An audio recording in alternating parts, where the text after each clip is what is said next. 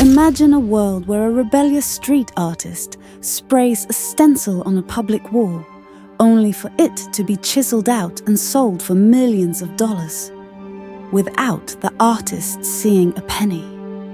Welcome to the ironic universe of Banksy, the anonymous provocateur whose anti-establishment art has become a hot commodity in the very market he critiques. How did a champion of the underground become an unwitting star of the high-end art world?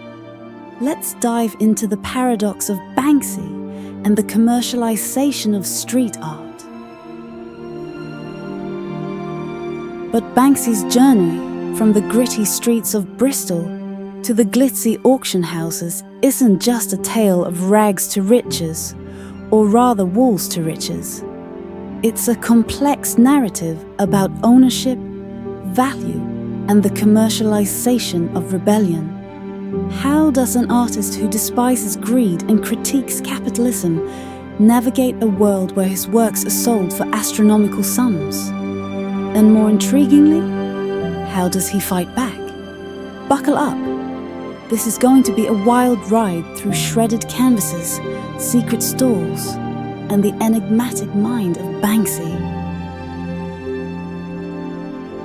Banksy emerged from the vibrant Bristol scene in the 1990s, rubbing shoulders with creatives from various genres, including music legends like Massive Attack and Portishead. His art was, and still is, a gift to the public, sprayed on walls, bridges, and streets for everyone to see. No tickets, no galleries, no price tags. One of his earliest famous works, The Mild, Mild West, features a teddy bear tossing a Molotov cocktail at riot police, a cheeky nod to government oppression. Then there's Kissing Coppers, depicting two British policemen sharing a passionate kiss on the side of a Brighton pub. These pieces weren't just art. They were bold statements challenging societal norms and authority. Banksy's philosophy was simple. Art should be accessible and provoke thought, not profit. By placing his work in public spaces, he democratized art, allowing everyone, from the highbrow critic to the casual passerby, to engage with his messages. But as Banksy's fame grew, so did the value of his art, and not always in ways he approved. Property owners began to realize that a Banksy on their wall was like winning the lottery.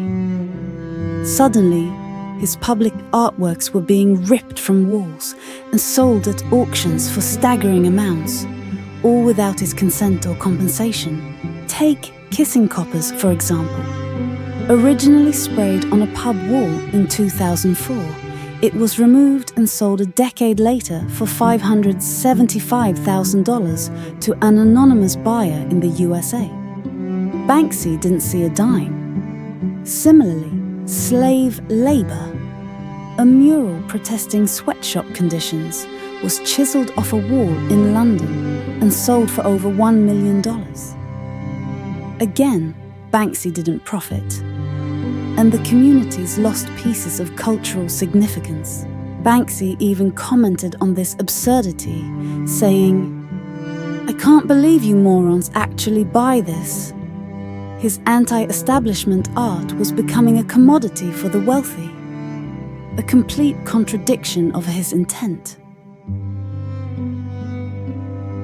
Not one to sit idly by, Banksy fought back in his own ingenious ways.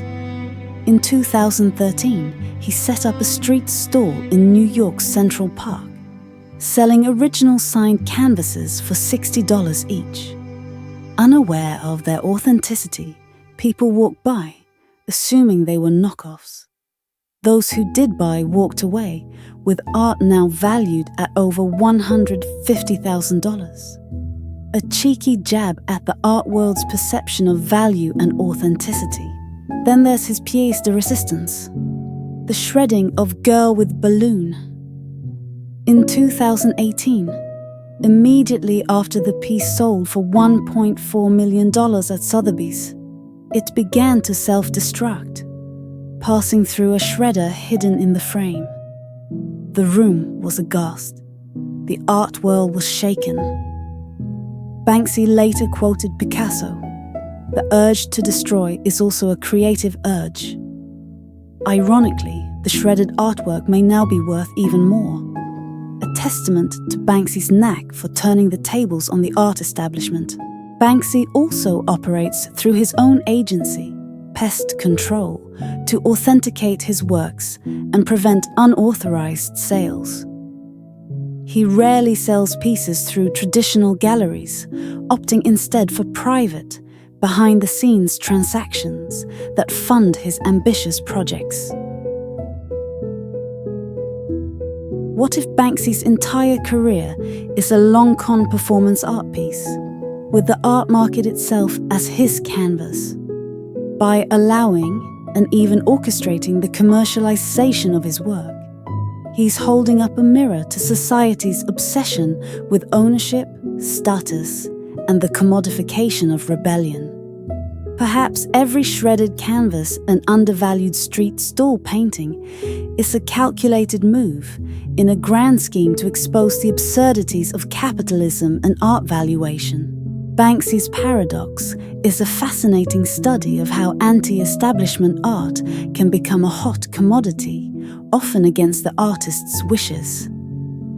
His journey highlights the tensions between artistic integrity and market forces, between public ownership and private profit.